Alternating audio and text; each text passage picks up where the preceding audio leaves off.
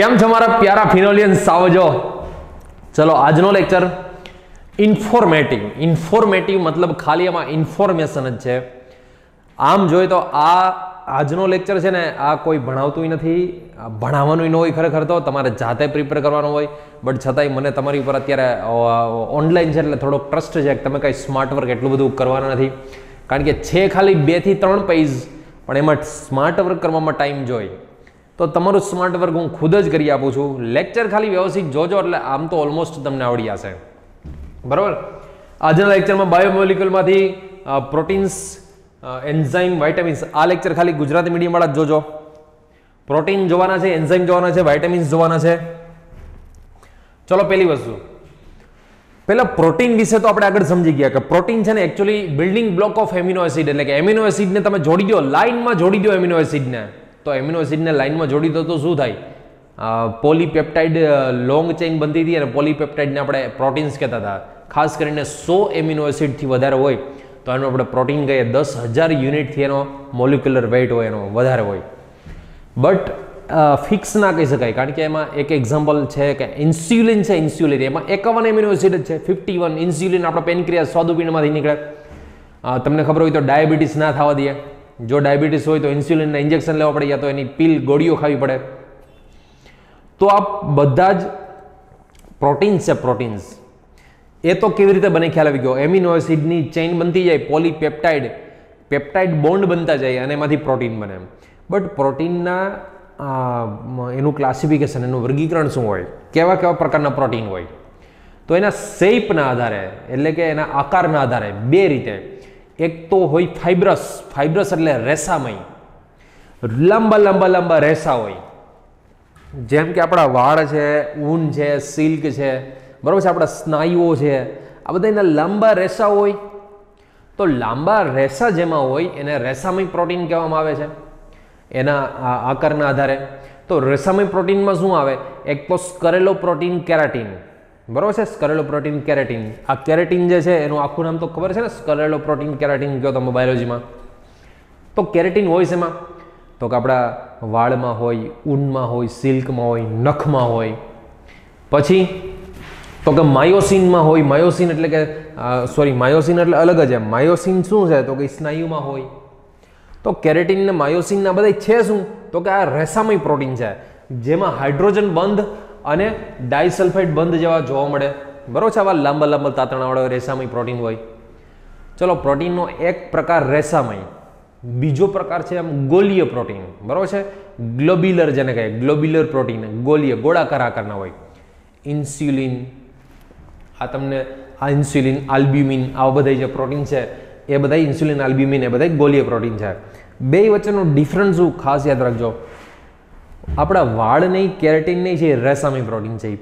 Water soluble હોય કે water ઇનસોલ્યુબલ એવું પૂછે તમને તો વાળ છે એ વિચારો, વોટર સોલ્યુબલ કે ઇનસોલ્યુબલ, એટલે કે પાણીમાં દ્રાવ્ય કે અદ્રાવ્ય. જો વાળ આપણા પાણીમાં દ્રાવ્ય હોત તો કામ થઈ જાત, નાવાનું જ ના થાત, કોઈ નાત જ નહીં. શિયાળો, ઉનાળો, ચોમાસું ગમે હોય, નાવાની વાત જ ન આવે કાંઈ. જો કેરેટીન આપણા વાળ નહીં પાણીમાં દ્રાવ્ય થઈ જતા હોય તો યાદ રાખજો, કેરેટીનની બધા છે ને રેસામય, એ વોટર ઇનસોલ્યુબલ હોય, પણ ઇન્સ્યુલિન, આલ્બ્યુમિનના બધા વોટર સોલ્યુબલ હોય. ગોલીય પ્રોટીન છે એ બધા કેવા હોય? વોટર સોલ્યુબલ હોય. બરાબર, ઓકે. આ શેની વાત હતી ખાસ સાંભળજો. શેપ એટલે કે આકારના આધારે વર્ગીકરણ. બરાબર, 2 પ્રકારના જોયા, રેસામય અને ગોલીય. રેસા એટલે લાંબી ચેન. લાંબી ચેન એટલે આપણે વાળ નહીં, વાળ શેમાં આવે તો કે કેરેટીનમાં આવે. પછી સ્નાયુ શેમાં આવે તો કે માયોસિનમાં આવે, મતલબ માયોસિનના બનેલા હોય. તો એ છે એ રેસામય છે, પાણીમાં ના ઓગળે. ગોલીય પ્રોટીન છે, ઇન્સ્યુલિન, આલ્બ્યુમિન એ પાણીમાં ઓગળી જાય, પણ વોટર સોલ્યુબલ કહેવાય, પાણીમાં દ્રાવ્ય કહેવાય. હવે શેપ અને સ્ટ્રક્ચર એટલે આકાર અને બંધારણના આધારે વર્ગીકરણ કરીએ તો 4 પ્રકારના પ્રોટીન હોય. પ્રાથમિક, દ્વિતીયક, તૃતીયક અને ચતુર્થક. Primary protein, secondary structure, tertiary structure અને ક્વાર્ટરની સ્ટ્રક્ચર. પ્રાથમિક બંધારણ, દ્વિતીયક બંધારણ, તૃતીયક બંધારણ, ચતુર્થક બંધારણ. પ્રાથમિક બંધારણમાં શું હોય ખબર છે? સિમ્પલ, ખાલી એમિનો એસિડની ચેઇન હોય, પણ ચેઇન હોય ને ફિક્સ ચેઇન હોય. એમિનો એસિડમાં એલેનિન પછી ગ્લાયસિન આવે, ગ્લાયસિન પછી ફિનાલેનિન, એવી એક ફિક્સ ચેઇન હોય. મેં તમને ટ્રાયપેપ્ટાઇડમાં સમજાવ્યું હતું. માની લો કે GLY ALA PHE હોય તો એને બોલાય શું? ગ્લાયસાઇલ, એલેનાઇલ, ફિનાઇલ એલેનિન. આગળના બધાને આઇલ બોલાય, પાછળનું જેમ છે એમ જ બોલાય. 4 પ્રકાર: પ્રાથમિક, દ્વિતીયક, તૃતીયક અને ચતુર્થક. એમાં પ્રાથમિકમાં શું હોય? એમિનો એસિડની ચેન હોય, એક જ ચેન હોય પણ એ ફિક્સ હોય.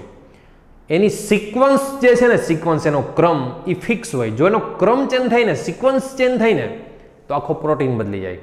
એવાને આપણે કહીશું પ્રાથમિક. જો અહીંયા લખેલું છે, એક અથવા વધારે પોલીપેપ્ટાઇડ શૃંખલા હોય, ચોક્કસ ક્રમ હોય અને ક્રમમાં ફેરફાર થાય તો જુદું પ્રોટીન બને. એમાં કંઈ ચેન્જીસ થાય તો જુદું બની જાય. Secondary protein. સેકન્ડરી પ્રોટીનમાં 2 પ્રકારના હોય. સેકન્ડરી સ્ટ્રક્ચર છે, દ્વિતીયક બંધારણ છે, 2 પ્રકારના હોય. આલ્ફા હેલિકલ ટાઈપ અને બીટા પ્લેટેડ. હેલિકલ એટલે નિસરણી જેવા. બીટા પ્લેટેડ શીટ એટલે તો કે આપણા ઘરે જે પડદો છે ને, પડદો તમામ ખોલી નાખો તો ઓલી કેવું ઘડિયું હોય, આમ ઘડી હોય, એવી બીટા પ્લેટેડ શીટ. ફરી પાછું આકાર ઉપર આધારિત હોય, લાંબી પ્રોટીન શૃંખલા હોય. દ્વિતીયક બંધારણ છે એમાં એક આલ્ફા સર્પિલ અને બીજું બીટા પ્લેટેડ શીટ. બરોબર છે? આલ્ફા સર્પિલ અને બીટા પ્લેટેડ શીટ. સર્પિલ એટલે શું? આમ ગોળાકાર, સાપ જેવો. બીટા પ્લેટેડ એટલે આવી રીતે આમ એની શીટ જેવું. બરોબર છે? પડદા આપણે ઘરે બંધ કર્યા હોય. ખાસ કરીને આનો CO અને આનો NH, એની બે વચ્ચે H બોન્ડિંગ હોય. CO NH વચ્ચે શું હોય? H બોન્ડિંગ હોય. આમાં બી CO અને NH વચ્ચે શું હોય? H બોન્ડિંગ હોય. તો આ છે બીટા પ્લેટેડ શીટ ટાઈપના, આ છે આલ્ફા હેલિકલ ટાઈપના. બરોબર? ફરી પાછું પ્રાથમિક બંધારણ, એમાં એમિનો એસિડની સિક્વન્સ ફિક્સ હોય. સિક્વન્સ ચેન્જ થાય તો એમિનો એસિડ ચેન્જ થઈ જાય.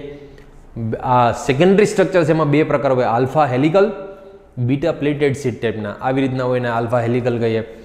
આ છે બીટા પ્લેટેડ શીટ ટાઈપના કહીએ. તૃતીયક બંધારણ, ટર્સરી સ્ટ્રક્ચર્સ, એમાં શું હોય?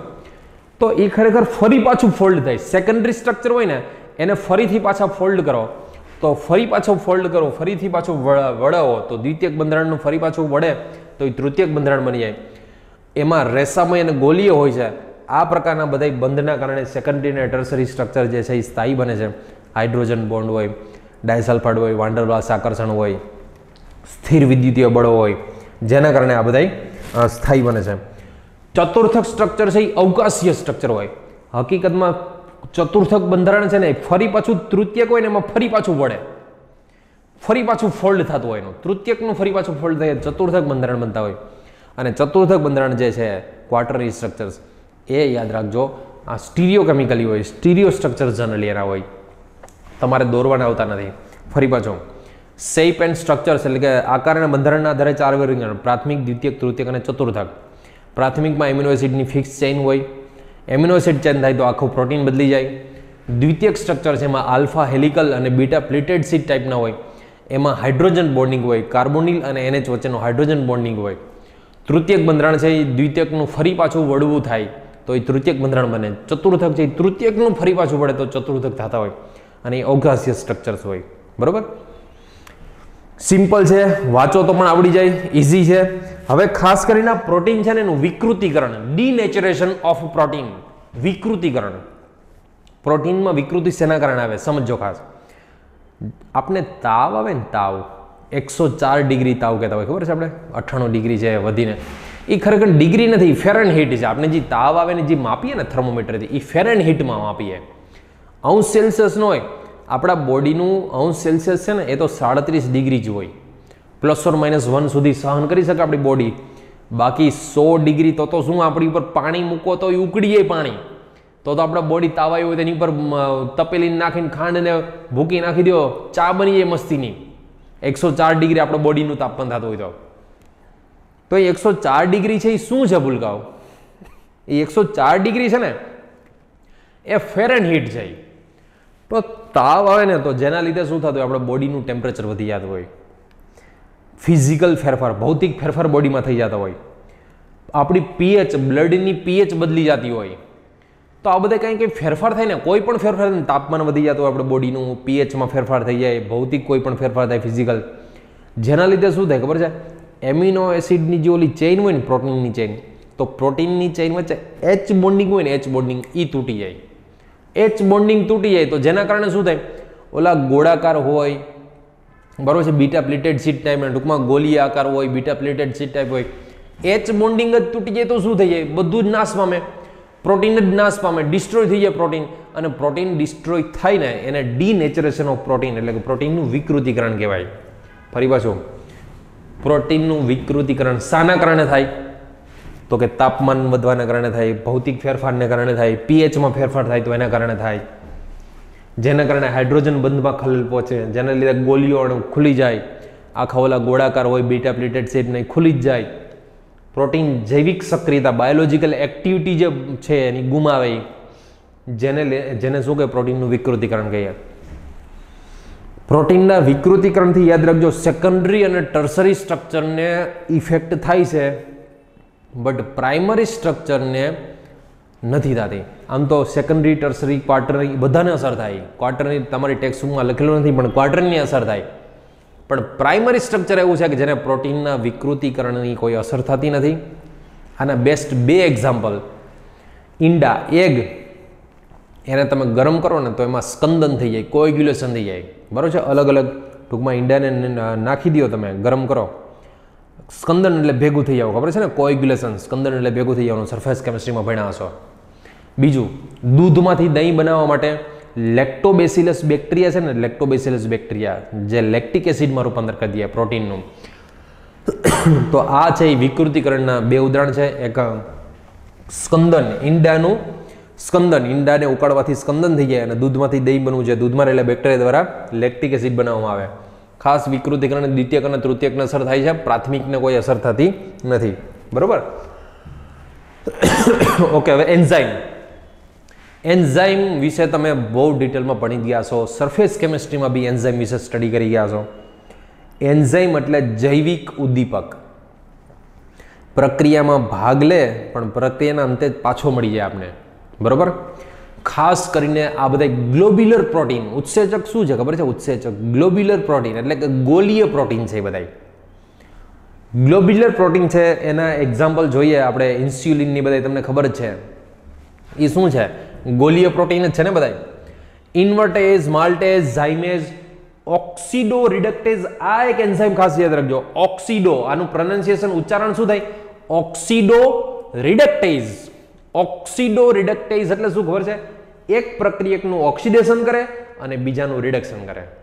એકનું શું કરે? ઓક્સિડેશન, અને બીજાનું રિડક્શન કરે, અને ઓક્સિડો રિડક્ટેઝ કહેવાય. ફરી પાછું ઉત્સેચક મોટા ભાગે શું હોય છે? તો કે ગોલીય પ્રોટીન હોય છે, બરાબર છે, ગ્લોબ્યુલર. ઉત્સેચકનું ફરી પાછું કામ શું કીધું મેં? પ્રક્રિયામાં ભાગ લે, પ્રક્રિયાને ઝડપી બનાવે અને પ્રક્રિયાને અંતે છેલ્લે મળી જાય પાછો. ખાસ કરીને ઉત્સેચકનો રોલ શું હોય? સાંભળજો, ખાસ કરીને ઉત્સેચકનો રોલ, સક્રિયકરણ ઉર્જા છે ને, રિએક્શનની સક્રિયકરણ ઉર્જા, એક્ટિવેશન એનર્જી, એને ઘટાડે. વિધાઉટ કેટાલિસ્ટ એટલે કે વિધાઉટ એન્ઝાઇમ પ્રક્રિયાને એક તો ટાઈમે વધારે લાગતો હોય, બીજી વસ્તુ કે એને પ્રક્રિયાને કરવા માટે વધારે એનર્જીની જરૂર પડતી હોય. એક એક્ઝામ્પલ આપું, સુક્રોઝનું એક્ઝામ્પલ આપું, સુક્રોઝમાંથી ગ્લુકોઝ પ્લસ ફ્રુક્ટોઝનું.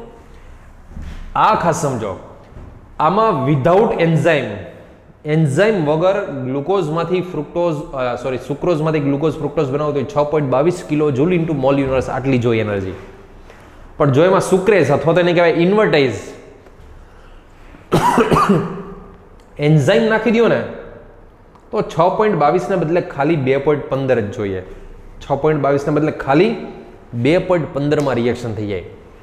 પણ એક વસ્તુ યાદ રાખજો, એન્ઝાઇમ છે ને, એન્ઝાઇમ, આ વસ્તુ જે બોલું એ ખાસ યાદ રાખજો. એન્ઝાઇમ પ્રક્રિયાને ઝડપી બનાવે, પ્રક્રિયાને ઝડપી બનાવે, પરંતુ નિપજ એટલે કે પ્રોડક્ટના પર્સન્ટેજમાં વધારો ન કરે. માની લો કે પહેલી પ્રક્રિયામાં 90% નિપજ બનતી હોય તો એન્ઝાઇમ નાખવાથી 90% જ પ્રોડક્ટ બને. પ્રોડક્ટ વધારે ના આપે, બરાબર છે, નિપજ ન વધે, બટ બનવાનો સમય ફાસ્ટ કરી દે. આ માની લો કે 5 કલાકે બનતી હોય તો આ 5 મિનિટમાં બની જતી હોય. આમાં આટલી હાઈ એનર્જી જોઈએ, આ થોડીક એનર્જીમાં સીધું રિએક્શન થઈ જાય. તો એન્ઝાઇમનું કામ શું? સક્રિયકરણ ઉર્જા ઘટાડવાનું કામ, પણ નિપજમાં કોઈ જાતનો ફેરફાર ના કરે એન્ઝાઇમ, બરાબર છે. આ વસ્તુ ખાસ યાદ રાખજો. ઓકે, એન્ઝાઇમ પછી આપણે જોશું વાઇટામિન્સ, વિટામિન, આ બધા કન્સેપ્ટ 100% તમારે વાંચવાના જો, 3 વાર વાંચો. આ તો તમે ખાલી એમણે વળી એમ થાય કે સાહેબે ભણાવ્યું નથી, એને છોડી દો અઘરું માનીને, તો આ અઘરું નથી.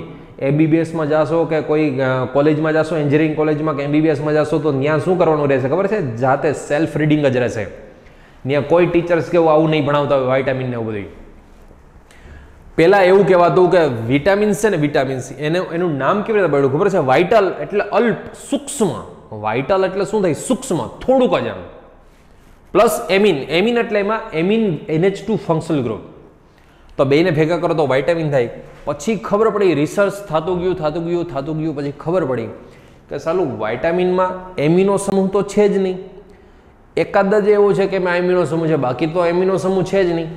તો પછી એનું નામ છે ને ઈ કાઢીને ખાલી વાઇટામિન ઈ કાઢી નાખ્યો, ખાલી એમિનનો ઈ કાઢી નાખ્યો, બરોબર? એને એનું નામ વાઇટામિન રાખ્યું.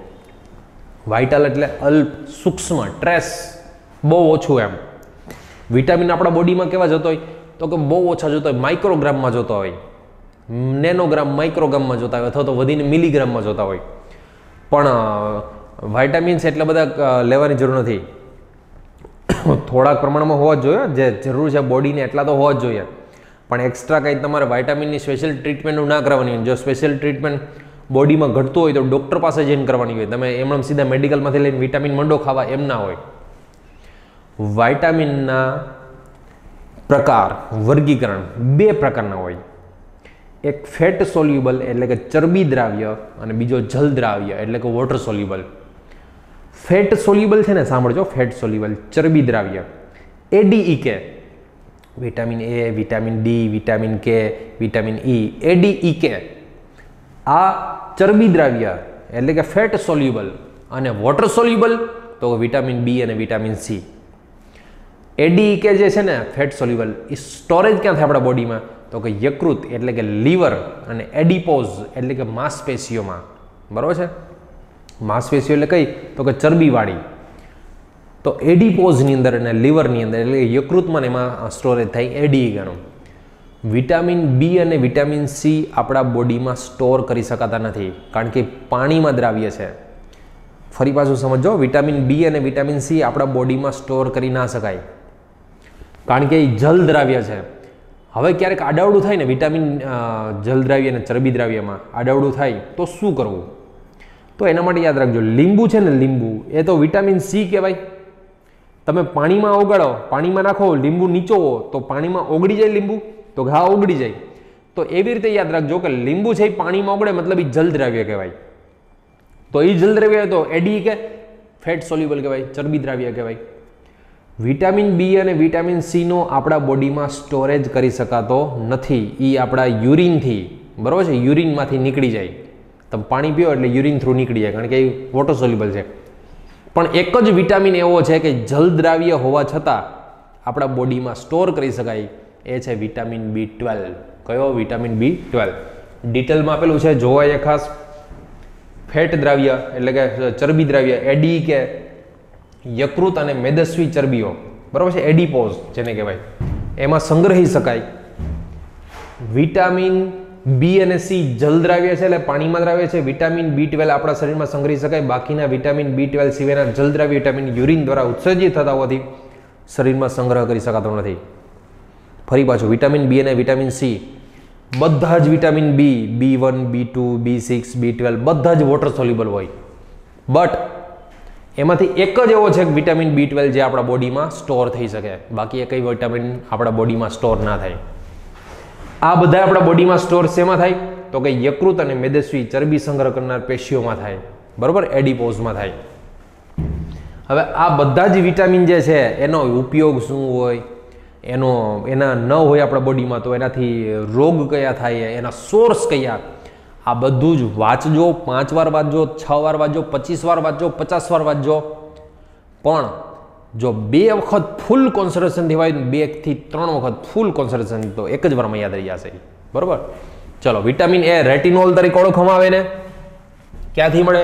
તો કે માછલીના યકૃતમાંથી મળે. વિટામિન A ક્યાંથી મળે? તો માછલીનું યકૃત હોય, તેલ હોય, ગાજર હોય, માખણ, દૂધમાંથી મળે. વિટામિન B1 એનું બીજું નામ શું? તો કે થાઇમિન. યીસ્ટ, દૂધ, લીલા શાકભાજી અને અનાજમાંથી મળે વિટામિન B2. રિબોફ્લેવિન કહેવાય, દૂધમાંથી, ઈંડામાંથી, સફેદીમાંથી, યકૃતમાંથી મળે. વિટામિન B6 યીસ્ટ, દૂધ, ઈંડાની જરદીમાંથી મળે. વિટામિન B12 માંસ, માછલી, ઈંડા, દહીંમાંથી મળે. આ ન હોય તો આપણા શરીરમાં રોગ શું થાય? તો વિટામિન A ન હોય તો ઝેરોથેલ્મિયા એટલે કે આપણા આંખની કોર્નિયા જે છે, કોર્નિયા એનું શક્તિકરણ, જાડી થઈ જાય આંખની કોર્નિયા. રતાંધણાપણું એટલે રાતે તો દેખાય જ નહીં. પહેલાં તો દિવસે તો દૂરની વાત, રાતે તો દેખાય જ નહીં, બરાબર છે, દિવસે ઓછું દેખાતું હોય. વિટામિન B છે, B1 છે, તો એમાંથી બેરી રોગ થાય. બેરી રોગ એટલે ભૂખ ઓછી લાગવી, વૃદ્ધિમાં મંદતા થાય. કિલોસિસ એટલે કે મોઢા અને હોઠની કિનારી પર ચીરા પડી જાય. પાચન ક્રિયા મંદ થઈ જાય, આપણી ચામડી છે એ બળવા માંડે. આ વિટામિન B2 થી. વિટામિન B6 હોય તો એનાથી આંચકી આવે. વિટામિન B6 બોડીમાં હોય તો આંચકી આવે. વિટામિન B12 હોય તો વિનાશી રક્તઅલ્પતા એટલે કે આપણે હિમોગ્લોબિન જ નાશ પામે. એક બીજી તમને વસ્તુ કહી દઉં ભૂલકાવ, આનો મેઇન ક્વેશ્ચન છે ને, મેઇન ક્વેશ્ચન ખાસ કરીને એક્ઝામમાં જો પૂછવું હોય તો આમ પૂછાય, વિટામિન A નું નામ શું? તો કે રેટિનોલ. વિટામિન B1 નું તો કે થાઇમિન. વિટામિન B2 નું તો કે રિબોફ્લેવિન. Vitamin B6 પિરિડોક્સિન. Vitamin B12 સાઇનોકોબાલેમાઇન. સાંભળજો હું શું કહું છું, સમજો ખાસ. આની ટ્રીક શું ખબર છે? યાદ રાખવા માટેની. વિટામિન B1 નું નામ શું? વિટામિન B2 નું નામ શું? વિટામિન B6 નું નામ શું? વિટામિન B12 નું નામ શું? એની એક ટ્રીક યાદ રાખો.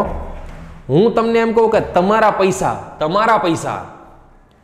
તો તમારા પૈસા હોય તો તમારા પૈસાને રાજસ્થાની ભાષામાં શું કહેવાય? તમારા પૈસાને રાજસ્થાની ભાષામાં તો કહેવાય થારો પેસો.